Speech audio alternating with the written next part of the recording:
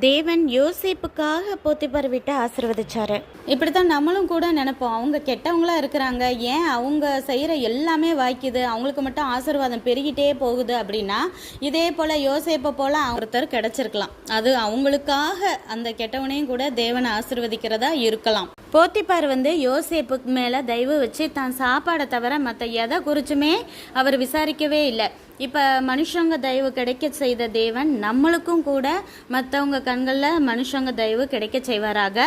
அதே போல் யோசேப்பு பார்க்குறதுக்கு ரொம்ப அழகானவராக, நல்ல நிறமாக, சௌந்தரிய முகம் உள்ளவராக இருந்தாருன்னு சொல்லிட்டு வசனம் சொல்லுது.